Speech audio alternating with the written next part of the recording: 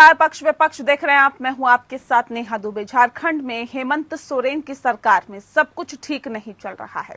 झारखंड मुक्ति मोर्चा और कांग्रेस के बीच संभावित दरार के संकेत बीच राज्य के कांग्रेस नेताओं की दिल्ली में बैठक हुई है। आपको बता दें कि कांग्रेस के झारखंड प्रभारी अविनाश पांडे द्वारा बुलाई गई इस बैठक में प्रदेश कांग्रेस अध्यक्ष राजेश ठाकुर, झारखंड सरकार में कांग्रेस कोटे के 4 मंत्री समेत लगभग 30 नेता शामिल हुए।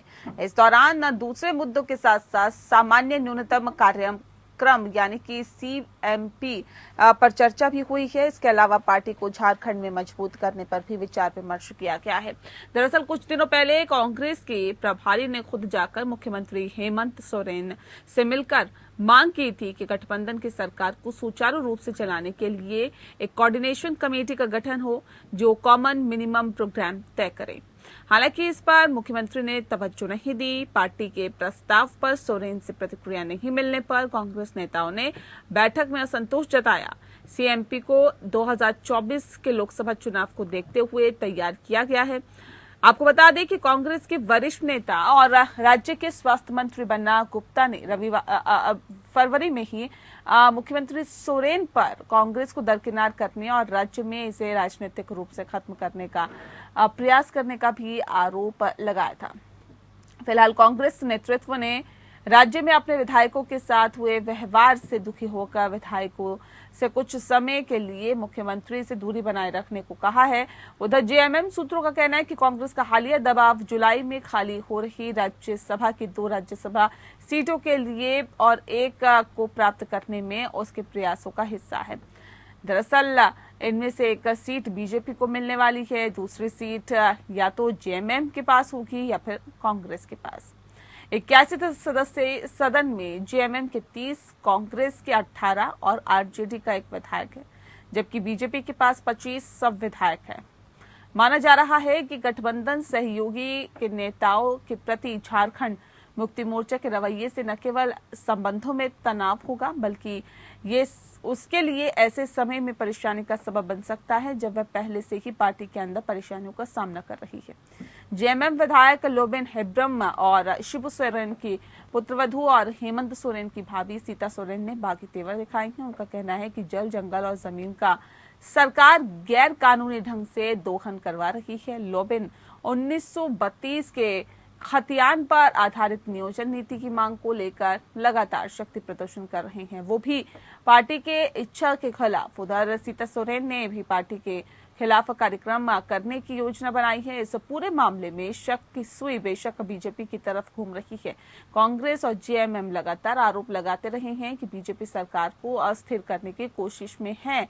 हालांकि बीजेपी कांग्रेस और JMM के आरोपों को बेतुका मानती है। बीजेपी प्रवक्ता प्रतुल शाहदेव का कहना है कि जैसे ही पाकिस्तान में कोई भूचाल आता है तो उसे कश्मीर याद आता है, यानी मुद्दे से भटकाने के लिए वो कश्मीर को सामने लाता है। ठीक उसी तरह झारखंड में जब भी सरकार जनता के मुद्दों से घिर जाती है तो उसे बीजेपी की याद आती है और वो तमाम बातों का ठीकरा बीजेपी के सर फोड़ देती है।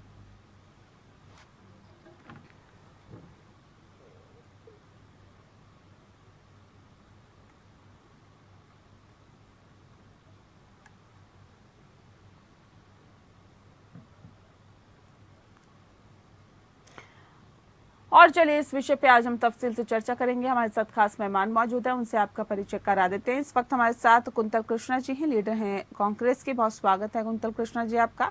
धर्मेंद्र सिंह जी हमारे साथ हैं और ये लीडर हैं JMM के। आपका भी बहुत स्वागत है। सबसे पहला सवाल मेरा कुंतल कृष्णा जी आपसे है। सर, क्या वजह है, क्यों आप लोगों को ऐसा लगता है कि सरकार में आपकी नहीं सुनी जा रही है, हेमंत सोरेन आपकी नहीं सुन रहे हैं? क्यों कांग्रेस को ऐसा फील होने लगा? नेहा जी, सरकार में हमारी सुनी जा रही है या नहीं, सवाल ये नहीं है। सवाल ये है कि जब हमने अपने सहयोगी दल को ये बात कही कि आइए मिल बैठ करके एक कॉमन मिनिमम प्रोग्राम बनाते हैं जो झारखंड की जनता के लिए हो, जो इस देश की गरीब जनता और झारखंड की जनता के लिए हो, तो उस पे किसी को क्या ऐतराज होना चाहिए। हमने तो माननीय मुख्यमंत्री को ये बात कहा कि हमने जनता से ये आग्रह किया था, हमने जनता को ये वायदा किया था कि साहब जब हम जीत के आएंगे, हम सरकार में आएंगे तो हम एक कॉमन मिनिमम प्रोग्राम के तहत झारखंड की जनता की, झारखंड की जल जमीन और जंगल की हिफाजत करेंगे, उनके मूल्यों की, उनके जो सैद्धांतिक मूल्य हैं उनकी हिफाजत करेंगे। और इसी बात के लिए हमने झारखंड मुक्ति मोर्चा और झारखंड के मुख्यमंत्री को कहा है, अगर इस पे किसी को ऐतराज होता है तो भाई फिर तो ये मुश्किल वाली बात है। लेकिन सर सवाल इस बात को लेकर है ना कि अब आपको याद क्यों आई है कॉमन मिनिमम प्रोग्राम की? इससे पहले भी तो याद आ सकती थी। सरकार बने हुए सर कितना वक्त हो गया, अब आपको लगता है कि जी इस विषय पर तो हमने सोचा नहीं, एक कॉमन मिनिमम प्रोग्राम होना चाहिए, जैसा कि महाराष्ट्र में सरकार चल रही है ऐसे ही कुछ विषय होने चाहिए जिसपे हम अपनी सरकार चलाएं। इतने वक्त बाद क्यों आपको याद आई? नेहा जी, ये याद इतने वक्त बाद नहीं आई है। आपके ही चैनल पे आपसे ही चर्चा करते हुए कई बार ये बात हुई है। हमारे मंत्रिपरिषद के, हमारे जो कांग्रेस के साथी हैं, रिप्रेजेंटेटिव हैं, हमारे झारखंड के प्रदेश अध्यक्ष राजेश ठाकुर जी, हमारा पूरा का पूरा संगठन हमेशा से ये बात करते रहा है। परंतु देखिए, पानी जब सतह से ऊपर आने लगता है, राजनीति में ना कुछ शुचिता के साथ राजनीति करनी चाहिए, और कांग्रेस हमेशा शुचिता की राजनीति करती है, खास करके गठबंधन की राजनीति। हमने बारंबार अपने सहयोगी को ये बात कही कि साहब अब वक्त गुजर रहा है, अब आप इस पे एक्ट कीजिए, सोचिए नहीं, इस पे एक्ट कीजिए। पर हमारे बार बार कहने पे भी हमारे सहयोगी जब इस बात को नहीं सुन रहे हैं तो फिर कभी कभी तो घंटी बजानी पड़ती है ना सुनाने के लिए। ठीक है, सिर्फ ये घंटी बजाई जा रही है ना सर? भाई घंटी बजाने के बाद तो बहुत सारे काम होते हैं नेहा जी, घंटी बजाने के बाद तो पूरी क्लास लग जाती है। ठीक है, तो मैं ऐसा तो क्लास लगाने की कोशिश कर रहे हैं। धर्मेंद्र सिंह जी, सर क्या हेमंत सोरेन की सरकार में सब कुछ ठीक नहीं चल रहा है क्या? अब तो कांग्रेस की तरफ से घंटी भी बजाई जा रही है और उसके साथ ही क्लास लगाने की भी कोशिश की जा रही है। वाकई लग रही है क्या क्लास? जी नहीं, बिल्कुल नहीं नेहा जी, सरकार स्मूथली चल रही है और कांग्रेस की बातों को गंभीरता से लिया जा रहा है। लगातार हमारे माननीय मुख्यमंत्री इस पर चर्चा कर रहे हैं और इसको गंभीर तौर से देख रहे हैं। निश्चित रूप से सब कुछ ठीक हो जाएगा, ठीक है, निश्चित रूप से ठीक है। और जहां तक उनकी नाराजगी है कुछ विधायक की, तो मंत्रियों की, वो निश्चित रूप से बैठकर अपने दोनों सहयोगियों के साथ मिलकर उसको समझौता करके। क्या नाराजगी बता रहे हैं सर ये कांग्रेस के नेता विधायक, जो कि आपको लग रहा है कि नाराज है? कि नाराजगी तो ऐसा कुछ समझ के नहीं आ रहा है कि वो लोग बाहर आकर कुछ ऐसा राजनीति नहीं, जेएमएम को नहीं जो कोस रहे हैं, वो उसके अपने भी मंत्रियों को उन लोगों ने कोसने का काम किया है। उन्होंने अपने भी विभाग के, अपने भी पार्टी के मंत्री जो लोग हैं उनको भी उन्होंने कहा है कि हमारी बातें नहीं सुनी जा रही है वहां तक।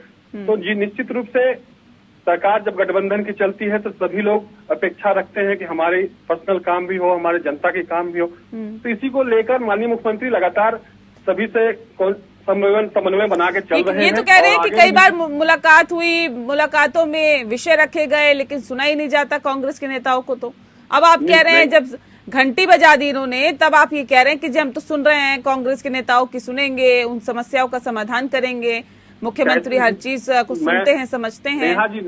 नेहा जी बार बार जब भी कोई निर्णय लिया जाता है, बगल में कांग्रेस के मंत्री बैठते हैं, माननीय मुख्यमंत्री के बगल में बैठते हैं, सारे डिसीजन, सारे जानकारी, सारे निर्णय माननीय मुख्यमंत्री के समक्ष, कांग्रेस के नेताओं के मंत्रियों के समक्ष लिया जाता है। मैडम, कोई भी ऐसा छुपा के माननीय मुख्यमंत्री कोई ऐसा काम नहीं करते पर्सनल कि जिसको मुख्यमंत्री खाली कर रहे हैं, जिसको जानकारी कांग्रेस के लोगों को नहीं है। ठीक है कुंतल कृष्णा जी, जब गठबंधन की सरकार चल रही है, आप कह रहे हो कांग्रेस के नेताओं से पूछा नहीं जाता, समझा नहीं जाता, उनको माना नहीं जाता, उनकी मांगों को सुना नहीं जाता। ये तो कह रहे हैं कि सारे डिसीजन जो भी होते हैं कांग्रेस के नेताओं के साथ ही होते हैं। नेहा जी, मेरे शब्दों को गंभीरता से लें। मैंने कहा कि हम झारखंड में कॉमन मिनिमम प्रोग्राम की मांग कर रहे हैं। झारखंड की सरकार कॉमन मिनिमम प्रोग्राम के तहत चलनी चाहिए। झारखंड में न अकेले झारखंड मुक्ति मोर्चा की सरकार है और न अकेले कांग्रेस की सरकार है, दोनों के गठबंधन की सरकार है। इसीलिए एक कॉमन मिनिमम प्रोग्राम तय होना चाहिए। झारखंड मुक्ति मोर्चा ने भी चुनाव से पहले कुछ वायदे किए होंगे झारखंड की जनता से, और हमने भी कुछ वायदे किए हैं झारखंड की जनता से। हम चाहते हैं खड़े उतरे। दूसरी बात, मैं कोई आपके माध्यम से झारखंड मुक्ति मोर्चा के साथियों की बात कह देना चाहता हूं कि हमारी लड़ाई किसी व्यक्तिगत या जाति स्थिति की नहीं है। कोई मंत्री या कोई कार्यकर्ता अपने किसी जाति काम के लिए ये घंटी नहीं बजा रहा है या दबाव नहीं बना रहा है। हमारी लड़ाई तो झारखंड की जनता के लिए है। हमें ऐसा लग रहा है कि झारखंड की सरकार के मुखिया उस कॉमन मिनिमम प्रोग्राम की तरफ नहीं बढ़ रहे हैं। मैं फिर से स्पष्ट कर रहा हूँ, झारखंड की क्या ये सर 2024 की तैयारी है क्या, या फिर 5 राज्यों में जहां चुनाव आए के नतीजे आए उससे कांग्रेस घबरा गई है कि जो वायदे करके हम आए हैं सत्ता में, अगर वो वायदे पूरे नहीं हुए तो फिर 2024 में भी इसका परिणाम भुगतना पड़ सकता है, और आने वाले वक्त में जब विधानसभा चुनाव होंगे तो उसमें भी परिणाम भुगतना पड़ सकता है। नेहा जी, वैसे तो बात दोनों में से कुछ भी नहीं है, पर चूंकि आपने ये बात शुरू की है तो मैं आपको ये बता देना चाहता हूँ कि कांग्रेस 5 राज्यों के चुनाव के परिणामों से अगर लेसन लेकर के कुछ ऐसा कर रही है तो भी बढ़िया है। भारत की राजनीति करने के में खास के झारखंड की राजनीति के लिए अच्छी बात है। और अगर 2024 की तैयारी में कांग्रेस जनता से किए गए वायदों को पूरा करने के लिए सरकार पे दबाव बना रही है तो भी तो ये एक अच्छी राजनीति है ना, जो कांग्रेस हमेशा से करते आई है।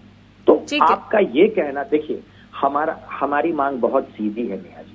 हमने जनता से, झारखंड की जनता से झारखंड की जल, जंगल और जमीन के लिए कुछ वायदे किए हैं। हम किसी भी सूरत में उन वायदों को पूरा करेंगे, चाहे इसके लिए हमारे मंत्रिमंडल में रहें या नहीं रहें। मैं फिर से कहता हूँ, हमारे मंत्रिमंडल में रहें या नहीं रहें, पर हमने जो वायदे किए हैं झारखंड की जनता से वो हम पूरा करेंगे। ठीक है धर्मेंद्र जी, झारखंड में हेमंत सरकार का गठन सर 29 दिसंबर 2019 को हुआ था। सर तकरीबन 2 साल से ज्यादा का वक्त बीत चुका है, लेकिन कांग्रेस कह रही है कि हम तो लगातार इस बात पर दबाव बनाते रहे, बोलते रहे कि कॉमन मिनिमम प्रोग्राम होना चाहिए। क्या वजह है कि हेमंत सोरेन इस पर ध्यान नहीं देते, नहीं सुनते, नहीं समझते और कुछ भी कदम नहीं उठाना चाहते? निश्चित रूप से नेहा जी, कार्यक्रम तो सब साथ ही हो रहा है, और जितना जहां तक 2 साल काल कोरोना काल का था उसमें भी सभी लोगों ने मिलकर एक सूत्र में बांधकर, कांग्रेस के हो चाहे हमारे जेएमएम के हो, सभी लोगों ने बहुत तत्परता से, बहुत गंभीरता से झारखंड प्रदेश के लोगों के लिए हर एक कदम उठाया। जहां तक स्वास्थ्य की समस्या हो और भी जितने भी उस कोरोना काल में लगे थे मैम, वो सारे कार्यों को मिलकर ही किया गया था, न कि अकेले किया था। उस समय स्वास्थ्य मंत्री भी हर डिसीजन माननीय मुख्यमंत्री के समक्ष बैठ के लेते थे, हर कार्यक्रम होता था। अब भी हो रहा है। अब कैसे कांग्रेस के भाइयों को, चाहे उनके मानियों को नहीं लग रहा है कि हम लोगों की बातें नहीं सुनी जा रही हैं? नहीं तो सर नहीं लगता कि जब सरकार का गठन हुआ था उसी वक्त ये कॉमन मिनिमम प्रोग्राम के नाम पर ही इसका गठन हुआ था, इसी वजह से गठन हुआ था, तो उस पर सबसे पहले फोकस करना चाहिए था। सर महाराष्ट्र में भी तो सरकार बनी गठबंधन की, वहां पर भी तो सबसे पहले कॉमन मिनिमम प्रोग्राम तय किया गया। बिल्कुल नेहा जी, उसी समय से अगर इनको लगता था, कांग्रेस के भाइयों को लगता है, कांग्रेस के लोगों को लगता है कि अगर उस टाइप के काम नहीं सहयोग बन के चल पा रहे हैं तो सवाल उठाना चाहिए था पहले ना। अभी 2-2.5 साल निकल गए, तब अभी भी काम ऐसा नहीं है कि नहीं सुना जा रहा है, कांग्रेस के काम नहीं हो रहे हैं कि जेएमएम के काम नहीं, जनता के सभी काम अभी जितने होने चाहिए थे सभी काम हो रहे हैं। सभी योजना जो भी धरातल पर उतारा जा रहा है, जिस विभाग के मंत्री होते हैं वो मंत्री सहयोग में रहते ही हैं, उनके ही द्वारा किया जाता है, बगल में मुख्यमंत्री रहते हैं हमारे। ठीक है, तो मैं कृष्णा कुंतल जी, जिस बात का जिक्र मैं आपसे थोड़ी देर पहले कर रही थी कि आप 2.5 साल बाद, 2 साल बाद याद क्यों आई, उसी बात को आप धर्मेंद्र जी कह रहे हैं कि 2-2.5 साल का तो वक्त बीत गया, पहले उठाना चाहिए था इस पूरे विषय को। नेहा जी, मेरी बात में और झारखंड मुक्ति मोर्चा के मेरे साथी की बात में एक बेसिक अंतर है। इनका कहना है कि झारखंड मुक्ति मोर्चा के साथियों के काम हो रहे हैं और कांग्रेस के साथियों के भी काम हो रहे हैं। नेहा जी, इशू यहाँ कांग्रेस के साथियों के काम होने का नहीं है। आज ये मुद्दा आपको पता है किसने उठाया है? झारखंड कांग्रेस के प्रभारी अविनाश पांडे, नागपुर के रहने वाले हैं, राज्यसभा सांसद रह चुके हैं, आज भी वो एक किराए के मकान में रहते हैं। झारखंड में कांग्रेस के प्रदेश अध्यक्ष राजेश ठाकुर आज भी वो, सर वही तो हम कह रहे हैं कि जो झारखंड के नेता हैं वो इस विषय को क्यों नहीं उठा पाए? पूरी बात नेहा जी, पूरी बात मेरी सुने। झारखंड की पूरी कमान पार्टी की उन लोगों के हाथ में है जो बिल्कुल जमीन से जुड़े हुए और सामान्य व्यक्ति है। राजेश ठाकुर झारखंड प्रदेश कांग्रेस कमेटी के अध्यक्ष हैं। आज भी शायद उनके यहाँ पे अपना वाहन नहीं है, बोकारो में आज भी एक छोटे से मकान रहते हैं। तो इन लोगों की अपनी कोई इच्छा नहीं है। आज हम सवाल उठा रहे हैं वो झारखंड की जनता के लिए हमारी जो प्रतिबद्धता थी उसके लिए उठा रहे हैं। सर, मैं आपकी बात सुन चुकी हूँ, आप सुनिए, पहले समय सुनिए। गुजर जिस गया बात का है, जिक्र अभी धर्मेंद्र जी कर रहे थे, वो कह रहे हैं कि 2 साल बाद क्यों इस विषय को उठाया जा रहा है। ये तो 2 साल पहले उठाना चाहिए था। सरकार जब गठन हुआ सरकार का, तब उठाना चाहिए था। उठाया है ना नेहा जी, उठाया है। और जब ये इस पे बहुत तेजी से काम नहीं हो रहा है तब तो आज हमने घंटी बजाई है जब क्लास लग रही है। आप ही ने तो कहा बिना क्लास लगे बहुत सी चीजों पे चर्चा नहीं होती है, और आज इन चीजों पे चर्चा हो रही है क्योंकि हमने घंटी बजा दी और क्लास लगा दी। किस किस से बात की आपने इसको लेकर? हेमंत सोरेन से बैठक की क्या? उनके साथ बैठक की क्या? और जब सरकार का गठन हुआ था तब क्या ये बातें नहीं रखी गई थी क्या कि कॉमन मिनिमम प्रोग्राम बनाया जाएगा, उसके तहत ही सरकार आगे कार्य करेगी? बिल्कुल रखी गई थी नेहा जी, और सबने हामी भरी थी, सबने हामी भरी थी। पर राज्य का ऐसा स्ट्रक्चर होता है कि मुख्यमंत्री के पास कुछ विशेषाधिकार होते हैं, और मुख्यमंत्री हमारे झारखंड मुक्ति मोर्चा के हेमंत सोरेन जी हैं। राजनीतिक बात मैं कह रहा हूं।